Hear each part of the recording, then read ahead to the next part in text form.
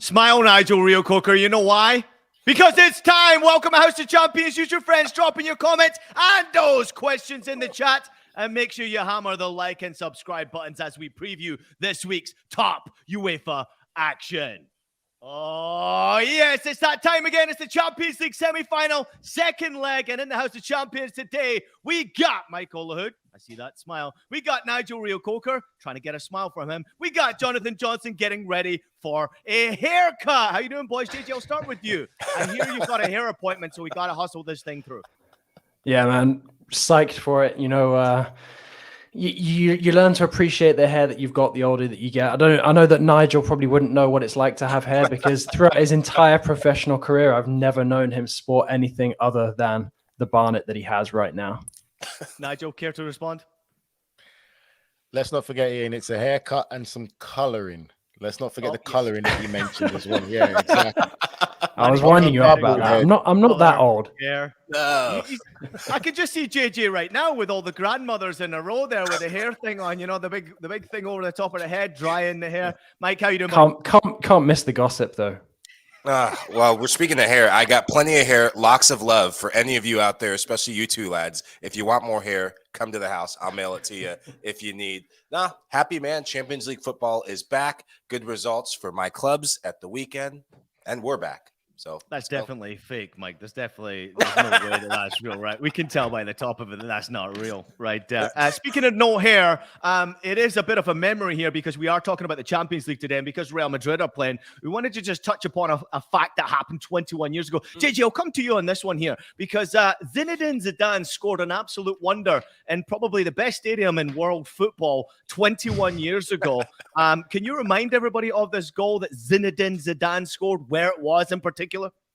Yeah, I mean the stunner at Hampden Park. I mean, I think everyone sort of remembers the goal. I mean, the technique was just phenomenal. But it's kind of one of those weird ones because it's, you know, Leverkusen. It's probably the closest they've ever come to like major success on the European scene. And then also, I think many people expected that it was going to be sort of like the beginning of an era of dominance for Galacticos, and basically it just turned out to sort of be the pinnacle of the kind of Galacticos era in terms of the trophies that they won. And I mean, obviously, you know, that goal is etched in the memory of so many fans of Zinedine Zidane and French football in particular. But it still holds up to this day. When you watch it back, the technique is phenomenal.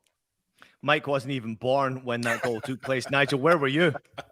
I was watching it on TV, and it was the times of when I always say about when we have conversations about footballers and greatness and stuff, there's just a small group of footballers where every time they played the game, you're on the edge of their seats because what they could do with a football, 99% of other footballers couldn't do it. And that was Zinedine Zidane. For his size and stature, he was a ballerina on a football pitch. And that volley was just pure technique. If you put it in now in a modern game of football, there won't be one player that could be able to do that because that's just technically gifted football at the highest level.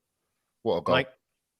I remember watching that goal from my toddler seat, since apparently I was a toddler at that age.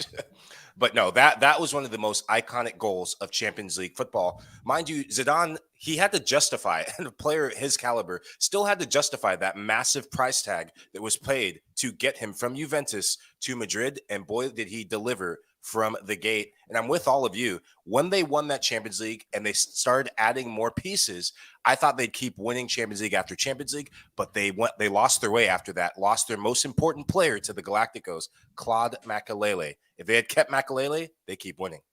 Man, speaking of some of these names, though, you look at those lineups. It's incredible. You've got Michael Ballack in his Leverkusen days. Yeah. I mean, that Leverkusen side as well. There's some blasts from the past. Lucio.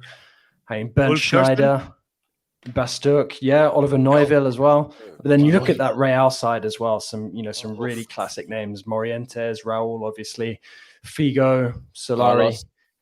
Helguera, Salgado, and this match was notable if I recall correctly as well, because it was the beginning of Iker Casillas' spell of dominance between the sticks for Real as well. Comes on as a second half sub. You know, JJ, what we've really done here is we've basically warmed you up so you can go and have this conversation with the grannies out there in Paris and you get your hair all done together. We've basically warmed you up for this one. So we got to get on with the game. It is the road to Istanbul. It's the Champions League semi-final, second legs. Manchester City against Real Madrid to look forward to. Inter Milan against AC Milan. Inter Milan have a 2-0 advantage. Manchester City and Real Madrid tied at 1. Let's go to the game that's taking place on Wednesday. Manchester City against Real Madrid. Nigel, I'm coming to you first on this one because you don't look too happy right now. I'm going to try and pick you up with a little bit here.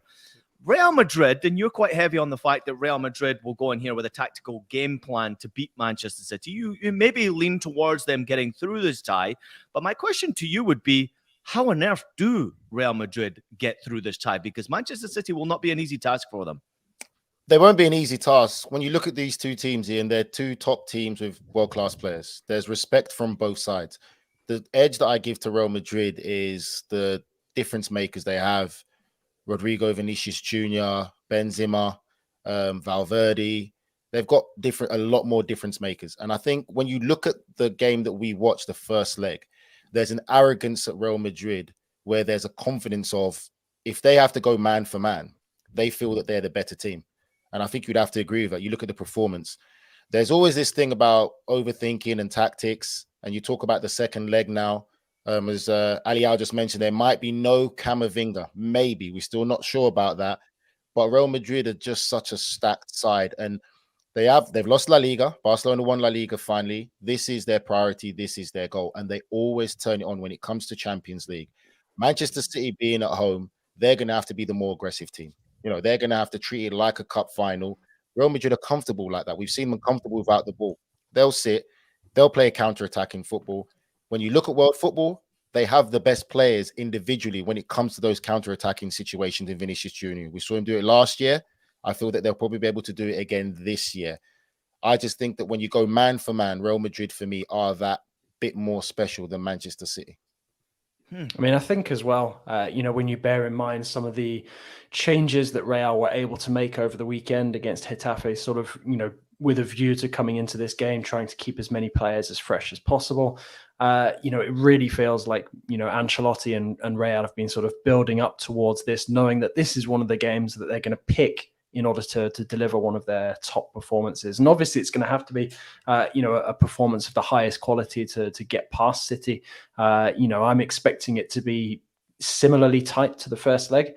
But equally, Real sort of collectively in the last couple of years have a bit more experience of sort of knowing what it takes to get the result, to get it over the line.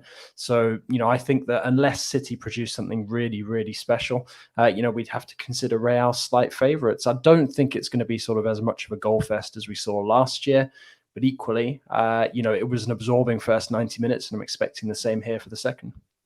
I think this is going to come down to which team starts fastest. Manchester City, especially when they're playing at home, they start fast, and you do not want to give them a goal. It has nothing to do with the people in the stands because no one goes to games at the Etihad. It has everything to do with the momentum this team has when they score a goal. I know I had to get my daily dig at City, but when they score that early goal at home, they're world beaters. Haaland gets going, KDB gets going, arrested KDB. We talked about how Madrid, they rested players. City, because they have depth upon depth, were able to rest some key contributors.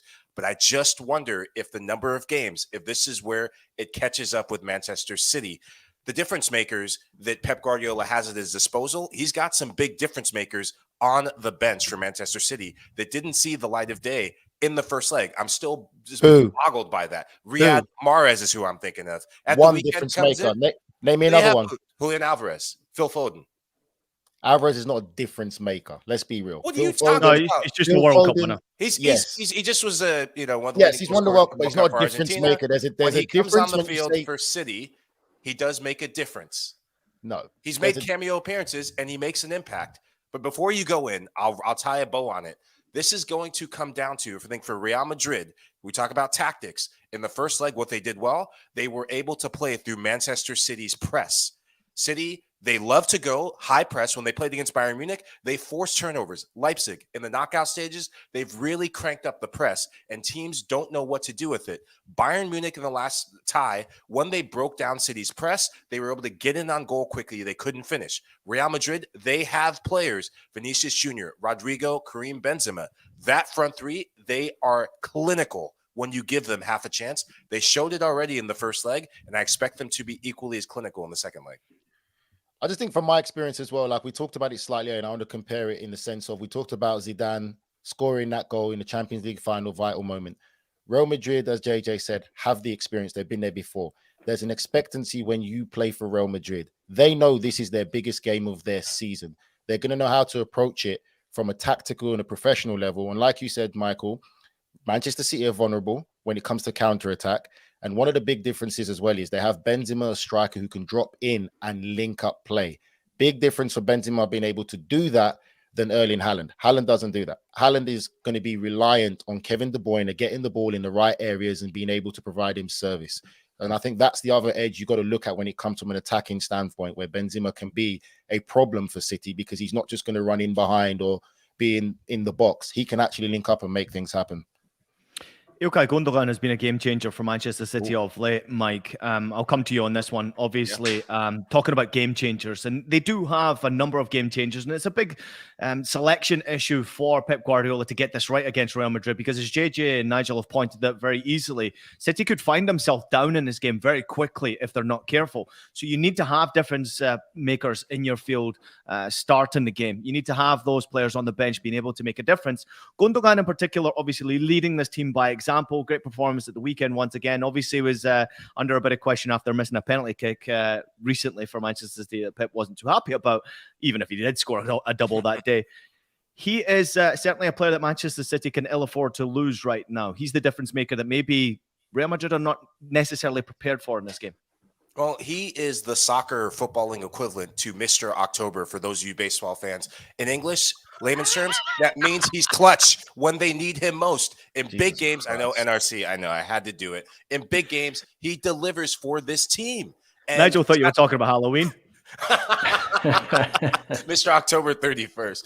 No, I love what I'm seeing from Gundogan. It's been well documented that tactically, Man City, they play a box in midfield. Ilkay Gundogan, when the late stages of the season, last season against Jonathan Johnston's Aston Villa, delivered with those 2 goals to give them the Premier League title. He turns into almost like Ronaldo, the original Ronaldo, not the one that I don't like anymore. He just puts his head down. The first goal at the, yes, that's it. The first goal at the weekend, the touch, the movement to go into the spaces that Erling Haaland leaves, the touch he had on his thigh, he looked like that man right there. Gundogandinho is what I call him in the final third. This guy is world class. All right, let me get into it here. Is there any way for Manchester City, JJ, that you think they can pretty much play the way they like to play, get an early lead, win this game by scoring 2 or 3 goals? Do you think it's going to be, because you mentioned there a moment ago, and I didn't forget that you think this is going to be another tight affair? I can't remember the last tight affair I saw Manchester City play at home. And even if it is Real Madrid, we have watched Real Madrid many times this season struggle by conceding goals. Not many clean sheets this season, certainly not compared to last season. So is there a way that maybe we do see Manchester City just go from the very first whistle, try to get early goals, 2 or 3, and then pretty much put this game to bed? Well, I mean, I think one major consideration we'll have to make ahead of this one is the fact that it's probably not going to be the same defensive lineup for Real, because Militao was suspended in the first leg. He's back for this one. I thought that Rudiger, paired very well with Alaba for the first leg. And to be honest, I'd be surprised if Ancelotti dispensed with somebody like Rudiger's services for this game, given his experience, up against City, having been a Chelsea player for so many years, but also because of the way that he performed in that first leg. But I don't see a way that Real approach this game without putting Militao back into the defense. Obviously, we've been discussing the possibility that Camavinga, might not be able to start. So I guess we'll have to wait and see there, because that would be a big blow for Real if they have to gamble on Ferland Mendy. Perhaps even that dictates that Ancelotti goes with sort of a centre-back playing at left-back just to try and keep things a bit more solid. But equally, playing somebody out of their position like that takes a big risk as well. So I'm curious to see what Ancelotti does in terms of the defensive makeup. But I think that Militao coming in technically that makes Real's defense that bit stronger, despite the fact that they did fare quite well up against Haaland and, really sort of, neutralized him for that first leg. We only saw him get a couple of glimpses at goal. Yes, his finishing was off on the night, but I think we also need to give massive credit to Rudiger and Alaba for the way that they sort of double teamed on him at times and kept him quiet. I don't know if you can do that 2 games in a row, though, JJ. That's the one thing with Haaland being at home. And we have seen him in the Champions League where he has somewhat struggled in big games, in big moments against players who are incredibly aggressive, which is a great point you made. Obviously, Mittal would expect to come back in. But Rudiger, even though I worry about his discipline and sometimes losing his temper, he basically manhandled Erling Haaland, and he can absolutely have that type of performance again. If he's marking 1-to-1, he's probably one of the best in the world to do it right now. Such a talented defender. But Erling Haaland is the one. He's the difference maker for me. Nigel, I want to come to you on this one here. A couple of comments from producer Des. He said, Ancelotti talking about Camavinga's injury fears. He'll recover soon for sure. The knee is stable. He has some discomfort now. But the important thing is the stability, and he has that 100%. He has some discomfort in that knee, but it is nothing. So it seems like it's nothing from Ancelotti's point of view. Certainly a player that Real Madrid would love to have. He was a key instigator of that goal to go 1-0 up at the Bernabeu, and I expect him to be out there. I think it would make it a better game if Camavinga's out there. Nigel, to you, the question from producer Des was, if you've got 2 players turning up to your 5-a-side team, and I know you still play 5-a-side, you have Erling Haaland turning up and you have Vinicius Jr. turning up. You've got 2 top players turning up here, and they're looking for a place in your team. You've only 1 slot left. Are you taking Erling Haaland or are you taking Vinny Jr.? It depends on my style of play. There you go. You tried to catch me out with that one, mate. Hey, I've got to have a style of play, and it depends if they fit into. You're well defensive, Nigel. Let's not. I'm far from defensive, mate. I'm front foot attacking football, mate. So who you going for then? I'll go for Vinicius Jr. because Vinicius Jr. I think will add more for me in my team. That's just, and then it's no disrespect to Haaland. I'm not a Real Madrid fan, contrary to what some comments and people might be thinking.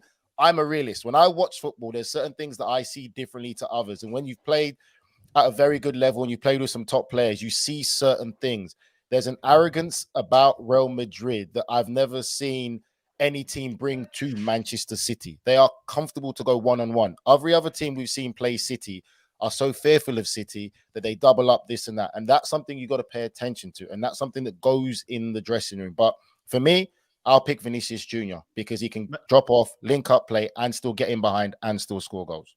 Mike, did you hear him say Nigel De Zerbi? Did you hear him say that? I know he snuck that in. Thank you. I know he snuck that in. Just in the sake and in the spirit of never agreeing with Nigel on anything, I feel like if he's yang, I'm yang, or whichever, I'm going Erling Haaland because this guy is a handful. Look at how many players it takes to defend him. In 5-a-side, give him the ball and just get out of the way. Wait. Didn't Ian just say it took one guy called Rudiger from the motherland to defend against him? So how many times this year has that happened where someone, two? Jasko Guardiola in that first leg for RB Leipzig pretty much nullified him, and Rudiger. Yep. 2 players in the entire season have managed to do that. 5-a-side. What did he do in the second leg? Mike? Oh my gosh, he got absolutely battered in the second leg. Didn't even know which way was up. Who are they playing on Wednesday? They're playing Real Madrid, but it's Erling Haaland, man. This guy is the Terminator. He is. JJ, shut these guys. You know what? I mean, I'm going to throw you guys a curveball. I'm going to take myself out of my 5-a-side team and take both of these guys. You don't need my sort of useless Jeremy Menez, like good 1 day out of 10, goal hanging the rest. That kind of approach doesn't really fly 5-a-side wise. So yeah, I'd sub myself out and put both of them in. That's a great answer. Move on quickly. Let me just add one more thing to this. I've been in that position before. I'm not going to name the player, but I was a big fan. Go hanging. No. Listen, yeah. Anyway, scoring loads of goals. And I was always questioning, why don't teams buy him? Why don't teams get him? And I played with this player. And I'm like, okay, now I see. Because as a midfielder, if you've got a striker, no problem, he's going to put the ball in the back of the net. But as the game's developing and you need a face, you need someone to come and link up with, and they're not really there, not getting involved, it makes it very difficult. And again, it goes to when you talk about tactics, remember what Pep said early on in the season. It's for the team to adapt around and to be good for Haaland. That's his choice. That's the manager. But you look at Real Madrid, they're not adapting around to be good for Benzema. Everyone plays their part. That's a big difference when you're talking about football at the highest level. I rest my case. There's a lot of love here for Nigel. Nigel, Foden is having his worst season and scored 14 goals. That's from Vic. He said, same as Saka, who's having the season of his life. Do not unrate Foden. Right there. Big up from Kenneth. Didn't say Ali A that. jumping saying, are you playing down Manchester City here, Nigel? Oscar saying Camavinga avoiding serious injury is a relief. City are the underdogs. It says Abe Barki. Ed saying, I never disagree with NRC, but this time he's 100% wrong. Ali A saying, Nigel loves Madrid so much. Oscar, Mikel Areme is a clutch FC. Ed saying, I think the whole football heritage clouds the reality that City will dominate from start to finish. Real may score, but City win the game by 2-1. Speaking of predictions, let's get to them. JJ, I'm coming to you first, then you, Mike, then Nigel last because he's apparently on the moon today. I'm going to go for 1-1, so it sends it to extra time. And I'm going to say that City sneak it 2-1 after extra time. Okay, JJ. Whoa. Okay, there is a bottle of rosé that you sent a picture of. You must still be drinking that for. Yeah, there were several bottles of rosé that I sent a picture of. Wait till you guys see this photo. You can catch it on Twitter. I'm going 2-2. I still think there are goals to be had in this second leg, and Madrid to win it in extra time. 3-1 Real Madrid. Who scores? Benzema and Vinicius. And Haaland own goal. Yeah, Rodrigo. Haaland. Rodrigo, Vini. Wow. I'm still looking at these comments. The comments are absolutely flying in right now. Real Madrid to win on PK, says Amy. Ali A saying, I want City to win just so Nigel can be in the mud. I like you, Ali A. Ed jumping in and saying, NRC, you were never intimidated by a team name as a player because it sounds like you just think City should fear Real Madrid purely because they're called Real Madrid. You are absolutely right, Ed. I am absolutely fed up of these Real Madrid fanboys, including Nigel Real Coker talking about football heritage and Real Madrid. Because they're the master in this competition, you should just expect that they're going to turn up to Manchester City and City will just say, go on, take the title. This is Pep Guardiola. Hold on. Guardiola! I never said in one moment that Real Madrid are going to dominate the game. I've always said it's going to be a tight tie. You just said it was going 3-1. Slight edge.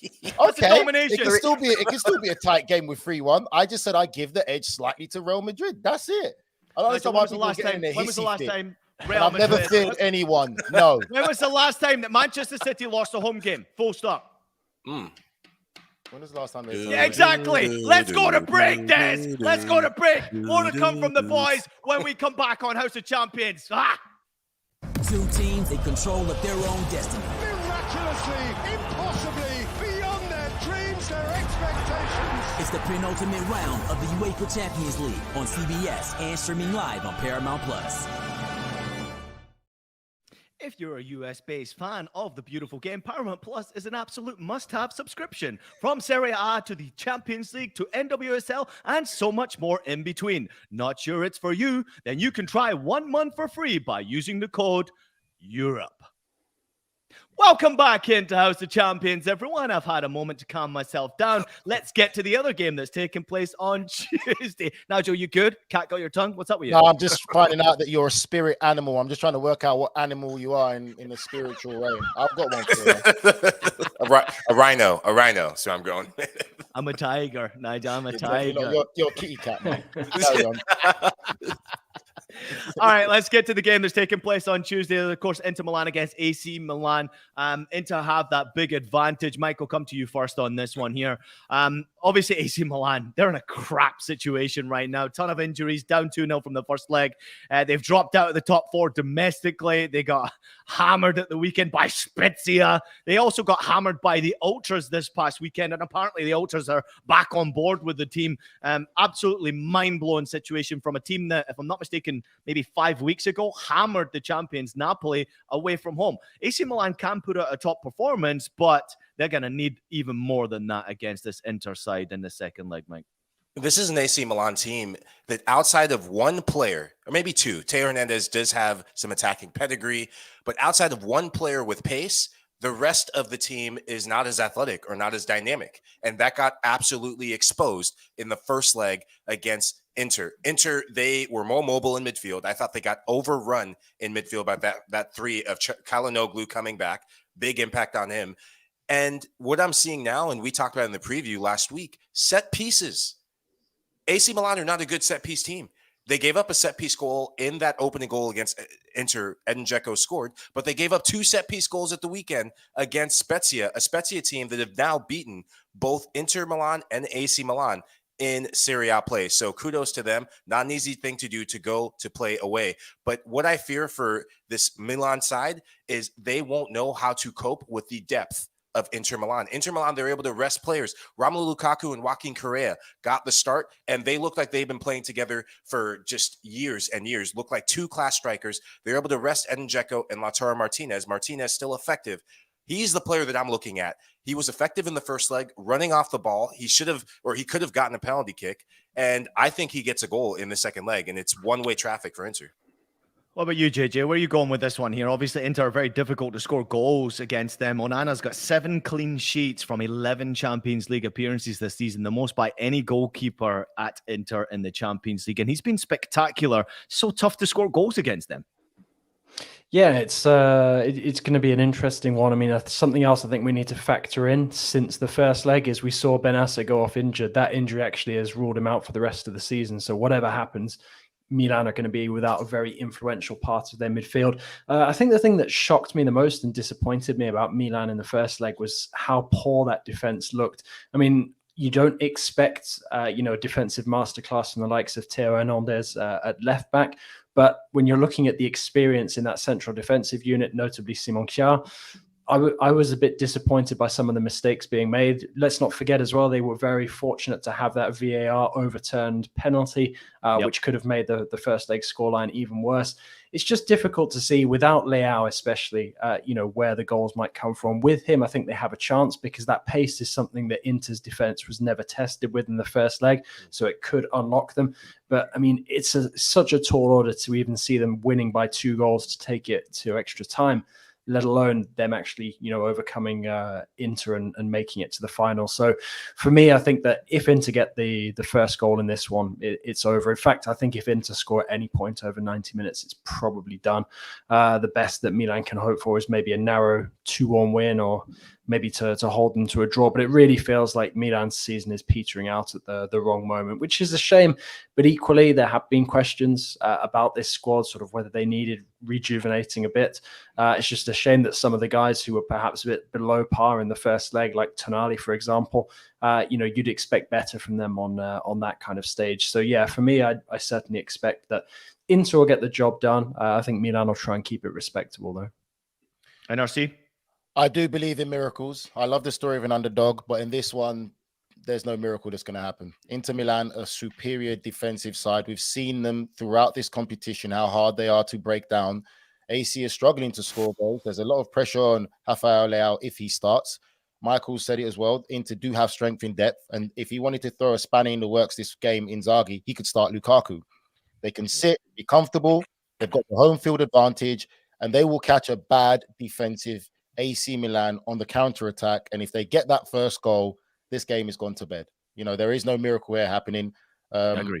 And I just think that that's how it's going to go. I think Inter are very comfortable and they know what's at stake, and they're the better side right now all around. That's a great point, Nigel, as well. That first goal is so vital. If AC Milan get that first goal, then it's well and truly game on here. And you'll sense that obviously they're away from home, AC Milan. There'll be more Inter supporters there. But you sense that obviously they'll feed off the energy in the stadium. But for Inter, if they get that first goal, it is pretty much game over. Go ahead. I forgot to mention as well, remember that Inter Milan have the experience. They're a more experienced side with these players. When it comes to games like this, look for the dark arts. Look for slowing down when the ball goes out of play, throwing slowly. Look for the little kicks and niggles. Like, they know. And if Rafael Leao plays, he's going to get special treatment straight off the game. And it could be very discreet, knees to thighs to put him off. Like, they've got the experience, and experience goes a long way, just like Real Madrid. Carry on. You made a fantastic point about Inzaghi, and here's what producer Des put in our notes about Inzaghi on Lukaku. He said, you know him, you know what he can do. It's what we expected during the year. Unfortunately, something unexpected happened both for him and for Brozovic, who took away 2 indispensable players for many months. But what you see right now is a Lukaku who has approached the last month in the best possible way. What I will say about Lukaku is he looks a lot healthier. He looks a lot fitter. He looks ready to go. And maybe, unfortunately, like, I hate injuries. It's ruined my career. But maybe, just maybe, because of injury, he's fresh. He's fresh at the right time. I mean, Mike, who are you going with? I mean, NRC's touching upon a great point right there. You got Dzeko, who scored an absolute banger in that first game. And then you've got Lukaku, who is on form right now, scoring goals of late, in particular the weekend. Who are you going with up top? Haven't really seen Romelu Lukaku start. I stick with Dzeko and Lautaro Martinez because if you need a goal late on, you know that Romelu Lukaku, I've seen a difference in him accepting his role, is still finding a way to impact games off the bench. And when he gets his starts, he makes the most of it. He's a player that doesn't need much time to impact this team. So I go Dzeko and Martinez because now all three are scoring goals. So why change it? All three are finding ways to be successful. So keep it. Lukaku started at the weekend, Mike, and he scored 2 at the weekend, even though he scored 1 in the first half, 1 in the last seconds of the game here. JJ, this is a good discussion to have, though, right? Because it's a nice problem for Inzaghi right now. They're not necessarily worried about defensively because they're so solid. It's offensively as to who the hell you go with. Yeah, I mean, I think as well, Pioli got caught out in that first leg by expecting that Lukaku would start alongside Martinez, and then suddenly Dzeko came in. He'd been out of favour. That worked, kind of both ways. One, it sort of threw Milan off, and also 2, it really motivated Dzeko. We saw that fantastic goal. So now I think it's a question of what Inzaghi reckons is going to catch Milan out again, or are Milan just going to try and prepare completely differently, not focus on who Inter might line up in attack and try and focus on getting goals of their own. And to be honest, I think that would have to be the best possible approach, because at this moment in time, it doesn't really matter what Inter do in terms of scoring. Milan know that if Inter, get a goal at any point, it's probably going to kill the tie. But whatever happens is if they don't score twice, they're going home after this. So I think Milan really shouldn't be as focused on Inter's attacking lineup now that they find themselves two goals down in the tie. They messed it up in the first leg. This now is about how do you get this Milan team to be the first ones to score the goal in this second leg, and then potentially try and build on that. That's right, JJ, you're right. I think, like I said, the reality of it is all the pressure's on AC Milan. There's no pressure on Inter Milan. Inter Milan can be very boring Inter Milan and play for a draw, and they're more than capable of that. But again, you've got Lukaku. If you want to get that first goal, you have no problem starting Lukaku, because the reality of it is AC Milan have to be the team that's more aggressive offensively to get that goal. They're 2-0 down, so they have to take risks, take chances. Start Lukaku, say, listen, kid, get one-on-one, do what you do. You're the fittest you've been this entire season. You're ready to go. You're going to want to score goals. This is Champions League final, potentially. Go in there and do your business, and they'll be eager. He's also playing for his future as well, Lukaku. We have no idea where he's going to end up playing next season. Let's get to Man some of the United. comments. Vic jumping in and saying, I have a feeling that Milan will turn it around. Ali A saying, is Leao back? It looks like he could be back there. The question will be, is how fit is Leao? That's going to be the massive question right there. Inter playing like a team unlike Milan. Abarki jumping in. Ed jumping in and saying, Dzeko wants to show Pep he should have never let him go. I mean, Dzeko is just like never ending in his career. He's also almost 47 years old. Correa says Amy. Then we have he had to mention heritage once again. Somebody mentioned heritage once again. Don't mention heritage, all right? We're in another part of the show right here.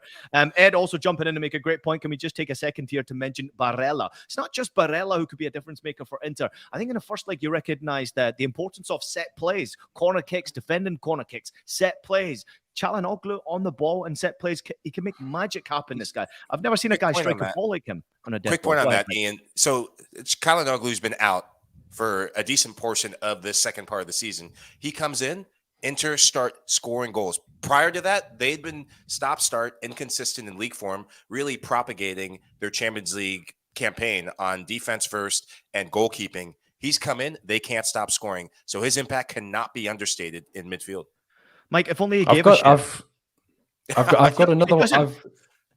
Yeah. Go ahead, JJ. Sorry. No, I've got another one for you guys, actually. When we're sort of talking about Inter Milan and kind of underrated players in that setup, look at DiMarco. DiMarco is an absolute key player for this Inter Milan side. And I think he's got a Champions League leading like 5 assists from open play or something at the moment. He is definitely somebody who I think Inter would have problems if they had to do without him. And you can see how key he is. I mean, Inter rotated so many of the players over the weekend, but he stayed in that lineup. That could potentially be sort of a big risk if Inter are building towards the final that he gets overused, because I was really impressed with him in the game against Benfica and also again against AC in that first leg as well. I was watching when he came off the field at the weekend there, and his hair's very weird, isn't it? It's very weird. It's like a very white head, and then he's got this dark beard. You're absolutely right, but he's only had 9 appearances as well to get those 5 assists. 9 appearances in the Champions League, 5 assists. I mean, across the board, Inter are very difficult to beat, as are Italian teams in European competition as well right now. It's really impressive what Serie A sides have done. So it has been interesting, to say the least, to see these two teams go head-to-head, especially now we get a second leg of it. I have no idea which way I'm going to go, except for the fact that I don't see a lot of goals once again here. JJ, we'll go to you first, then we'll go to you, Mike, then we'll go to you, Nigel, who seems to be confused by what I just said right there. But before I do, JJ, producer Des, jump back in again. He wants to know about the UEFA coefficients. As I just mentioned there about Serie A teams doing so well in European competition, certainly rattles the cage just a little bit here with UEFA coefficients. Yeah, absolutely. I mean, fantastic season for Italian clubs, not just when you're looking at the Champions League, when you're looking at the Europa League with Roma and their advantage. Could even have it in the Europa Conference League as well, although Fiorentina are up against it, against Basel. The funny thing is, like, in terms of the big losers from Europe's top 5 this season, Ligue 1, is by far and away the league that is really losing. But funnily enough, West Ham coming back against RZ last week has basically guaranteed that Ligue 1 will start 2024-25 because of the cutoff period with 4 clubs that go into the Champions League. So that is a big boost for them. But it's also crazy that they're probably going to start next season behind the Netherlands in terms of being actually sort of ranked as a top 5 nation. So massive pressure on France to sort of up their game. And you look at it at this moment in time, Premier League, La Liga, miles and miles ahead. But even the Bundesliga and Serie A, they're so far ahead of Ligue 1 right now. So it's not a huge surprise to see them getting caught up by the likes of the Netherlands. They've always had that kind of historical battle with Portugal to sort of be established as one of the top 5 teams. But for the Netherlands and Belgium to now sort of be in there and on the verge of overtaking Ligue 1, that is extremely worrying. But can't take away from, Italian clubs in Europe this season. It's been a phenomenal campaign for them, and that'll do them good, for the years to come as well.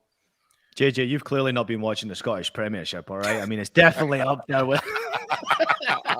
It's up there with the Sierra Leonean Premier League, Ian. Those two are going neck and neck. But JJ, in all seriousness, right, if Ligue 1 kept most of the young French talent that you see sprinkled in the Premier League, predominantly the Premier League, it could be actually very competitive. If they kept most of it, they've got some young talented players. We're not talking about old. They've got a lot of young talented players all in the Premier League. If they kept most of them are coming from there, Nigel. Most of the young talented players are coming from France. You mentioned the Premier League, right? But that's the cream of the crop that goes to the Premier League. You look at the Bundesliga right now, you go through some of the youth academies, go through into the first teams. Yeah. They're all French players. I know, that's what I'm saying. If they kept them in the French league with these French clubs, then they'll be a lot more competitive than we're seeing. Yeah, I mean, it's sort of at risk of making it a really lengthy argument. I'm going to try and keep it as short as possible. I think the biggest problem that France has That's all we've got for today. Thanks for tuning in to House of Champions. Sorry, JJ, finish off. No, it's just in terms of the squad building. I think that's the big issue that French clubs have, because you have a lot of French teams that if you base sort of the argument on their starting 11, they can go toe-to-toe with quite a few good teams in Europe. They don't have that same strength in depth, and there's been this historic inability to stay competitive domestically and continentally, which is why you see that some of these French teams sort of get caught in 2 minds once they get beyond the group stage. What should they prioritize? End up sort of prioritizing neither of them. So they drop off in the league and they go out of Europe, and it's disastrous. And that's why you have such a big amount of turnover and so many different teams representing France across the different European competitions. But the league is in the process of taking that in hand, and will be looking to incentivize European achievements in the future. So I think Ligue 1 is on the verge of being back on the up, but they really need a big season next season. If they stop going on strike, they'll be all right, innit?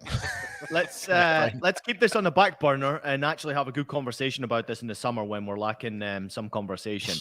I think it would be a good idea. We could get stuck into the different leagues as to where the benefits and the negatives are. And especially in France in particular, JJ, I'd like to know about the academies more. I actually spent a week in France. I went to a club called Laval. I think they just won this past weekend. I went to a club called Laval, and I fucking hated every single minute of it. I did not enjoy a second of it. But it was kind of cool to see the culture and the way the young players were in academies and how they were treated over there and stuff like that. Do you want to know something wild? You've just picked the one club out of all of the professional clubs in France that are about to try and bring in a pay-to-play system. Literally, of all of the academies you could have picked. They got an American ownership. Is it American ownership? They don't. That's probably the worst part about it. All right, I got to get score predictions. We got to get to break so we can whip through this because we are way over here. JJ, give me a prediction for the Milan derby second leg. Mike, then Nigel. 1-1. 2-1 Inter. 2-0 Inter Milan. All right, let's get to break. When we come back, we'll discuss what's happened in Europa League and Europa Conference League in rapid fashion. Every goal from every match. The best way to watch all the Europa League action is back. Don't miss the semi-finals on CBS Sports Network and streaming live on Paramount+. Welcome back in the House of Champions. Michael Lahoud, Nigel Rio Coker, Jonathan Johnson, and Ian Joy with you. My wife just texted me, just making sure I'm okay. She heard a lot of screaming right there. She thought someone had actually broken into the house. Nope, we're all good. Let's rock and roll. Turning our attention to Europa League and Europa Conference League. Leverkusen against Roma. Roma have a slight advantage by a goal. Sevilla against Juventus. That one is tied up at 1. And that's where I begin here. JJ, I'm coming to you on this one here. Paul Pogba at the weekend. The scenes were disastrous. I watched the game. He looked very, very excited to be out there. And then all of a sudden, after a strange cross into the box, a strange movement, he went down. He walked towards his boss, and you could see immediately from his face, he knew something was wrong. This is not good. First start in just over a year. And I just kind of want to get your feeling from it, obviously being a French player himself. Yeah, it's not good at all. It sounds like Pogba's season's over already. I mean, 22 minutes into it, it's pretty tragic. Also, it feels kind of sadly predictable. It's kind of in line with what we've seen from Pogba the last couple of years in his career. And fingers crossed that he does manage to turn it around. I mean, I think that certainly, puts a dampener on any hopes of Juventus maybe trying to cash in on him or using him to potentially bring somebody else in. They're now going to have to get him back on the pitch as quickly as possible. But you saw that glimpse when he came on, last week that, he can still add that bit of magic. But, there are going to be major question marks now for the remainder of his career, whether he can be, fit enough to really even function, And I think as well, there's going to have to be massive question marks now about whether we even see him play at international level again. It's not just him. You've got N'Golo Conte as well, who's had physical issues. This has sort of heralded the passing of the baton for Les Bleus in terms of, bringing in some of that new midfield talent. And it's sad. But equally at the same time, I think it now, offers up an opportunity for Didier Deschamps to move forward with other talented players. And this was always going to be the risk for Juventus as well. They knew that they were buying damaged goods when they moved for Pogba to bring him back in. It's very rare that a player will come back and be better the second time round than they were the first. But I don't think anybody foresaw this going as disastrously as it has so far. Well, this has been a Shakespearean tragedy for Paul Pogba in a Juventus jersey. And JJ, everything you said, I agree with. But let's go back to when Juventus were monitoring this player. He was injured at United before moving to Juventus. You got an injured player who was rehabbing, coming into preseason, supposedly going to be fit, and then his body fails him and breaks down. This was always going to be a tall order for Paul Pogba and Juventus to be reunited, and it feels so good. Well, it's felt so bad, and I feel for him as a former player, but I just wonder what's happening off the field, because we've seen his focus linger away from football and into the business side, the sponsorship side, and is he really putting in the extra hours to get fit?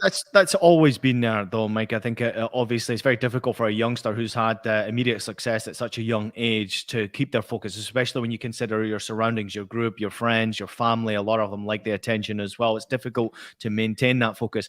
Injury is something I put in a completely different side of it. Sometimes your body just simply doesn't react. And I'm telling you, I can tell you from personal experience, I had injuries my whole career. My whole career was ruined because of injury. My mental health was ruined because of injury. And I can't even begin to imagine. You saw the tears from Paul Pogba's face there, what mentally he's dealing with. Now, he wants to be out there. We know he could be one of the world's greatest players if he was playing week in and week out. And it's a shame to see this type of injury. A couple of comments. Ali saying Pogba is done for me. It's a brutal moment for any footballer when you realize your body just can't keep itself together. Great point right there, Ed. Rafa saying Mike hitting the nail on the head. The whole world knew about Pogba's injury. recovery problems. And then Mike Graham Souness Lahoud, says Matt Osmond. Right there. Quick predictions for Europa League. Do you want to add, NRC? Yeah, you're right in what you're saying. What we've got to also understand is sometimes it's also about rehab. It's different from different clubs. Sometimes it might not be the player, it might not be the way the player is. If you go to another club, the way that they structure how you rehab as a player might be different to what worked for you in another club. So that plays a part. Not necessarily always going to have the best doctor or the best physio. That plays a big part in how you see these situations turn out as well.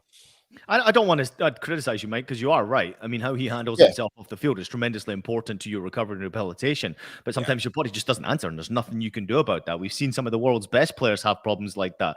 I mean, let's go back to even in the Premier League in your days, Nigel, Michael Owen, Giggsy, all those injury problems they had. There's nothing they can do about that. You know, maybe they could drink a bit less and focus a bit more. But you know, injuries is the worst part. Yeah, I think as well, like, you know, factor in that there's been quite a lot of, I wouldn't say necessarily all tragedy, sort of away from the pitch for Pogba, but it's been a lot of trauma. You know, it's not only sort of the blackmail situation with his family, but you've got his longtime agent, Mino Raiola, passing away. You know, that's a lot of stuff to kind of handle, you know, a lot of kind of loss, you know, and I think as well, it must have built up this massive sense of frustration because you said, like, he looks so excited to be getting back on the pitch. And I think that often contributes towards players pushing themselves too much, too quickly, you know, trying to ask their body to do stuff that it just simply can't do at that stage, you know, and that risks re-injuring, you know, what's already quite a damaged part of their body. JJ, that's a fantastic point. Actually, just real quickly, I know this is a 4-hour show, but this real quickly is an important topic to discuss right here because Nigel and Mike, I want to get your points real quickly on this one. When I was injured, and it was forever in my career, I struggled to play 25 plus games in a single season because of hamstring injuries. My knees were all messed up. I had a bad injury when I was 16. I could say so many different stories, but mentally, the only place I was okay mentally was when the whistle blew and I was healthy and I was on the pitch. I had freedom. I had just this freedom to be able to express myself, to be myself. And the training ground gave me that too, but not as much as being out there on the pitch when there's 20,000 fans out there screaming, shouting, you've got pressure to play, to win. There's no feeling like it. And I always push myself back too quickly because I craved that feeling. Do you agree with that, Nigel? 1,000%. I can't disagree with you more. I'm sorry, I agree with you. It's that there's such a freedom when you get on the pitch, and the mental side of things of when you're injured as a player, it's such a big toll that fans don't really get to understand. You start to worry if you're going to lose your place in the team. You don't play well and the team starts winning and winning without you being in the team, then people start thinking they're a better team without you in there. So all of that mental toll weighs on you. And then sometimes you do rush back when you're not fully ready because of the different levels of players that you are and how the team looks at you. So there's so much, and you're just so desperate to get back on there, to get that feeling again, to get that euphoria by being on the football pitch. And, you know, I agree with you. Yeah, I think the hardest part for me was always once the team found momentum, or if the team was pushing for a trophy or pushing for something, you feel left out when you're on the sidelines. You feel left out when you're in the training room and not on the pitch, because winning, there is nothing like it. Pursuing a championship, pursuing a trophy, it's a feel-good factor within your locker room, unlike any other. And when you get on the field, my biggest issue was always trying to almost overcompensate by getting stuck in. Prove to myself, maybe going overboard with a tackle, and then maybe finding myself re-injured again and off. So I definitely feel for Paul Pogba. And in what I'm saying about his off-field life, it's not just a criticism of, you know, on player, but that does factor in just everything that's happened with him. It's so hard to stay focused in what JJ brought in the traumatic side. I totally missed that with Mino Raiola. There's a saying, and last thing for me, there's a saying in sports psychology, the body keeps the score. When you experience trauma, it goes somewhere and it goes into your body, and muscle tightness, things that maybe you haven't dealt with on a psychological basis, it does show up in your body. When I was at Hamburg, I had a coach called Thomas Doll. He was a famous German player from East Germany. He went on to play for West Germany, obviously, and was a part of the World Cup and all this stuff. I had hamstring injuries galore. And he had this thought, this idea that it was my wisdom teeth that were causing hamstring injuries. So within about a week, he had me in the dentist. I swear, Nigel, this dentist had his knee on my chest, pulling out my wisdom teeth, trying to correct my hamstring injuries.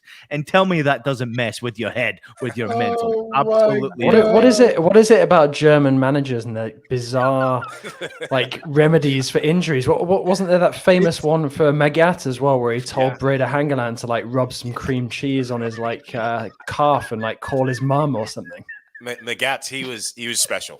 He was a different kind of great. He's still around. He's still around now. All right, we got to whip around the results from Europa League and Europa Conference League. We can get predictions from each and every one. Who goes through between Leverkusen, Roma, Sevilla against Juventus? We'll start JJ, Mike, Nigel. I'm biased, so I'm going to say Juve, but really that's only because I want them to go through because it protects the French coefficient. So it wouldn't surprise me if Sevilla go through. And I think Roma are going to do it, actually. Well, those are enticing predictions. I'm going Sevilla. First leg, I thought Sevilla was overall the better team. They didn't get that second goal. They've been good at home. Sevilla to go through. And then Leverkusen. Liked what I saw in the first probably 30, 40 minutes. If they had gotten that goal, I think they get a goal at home, and it's all to play for. Leverkusen go through.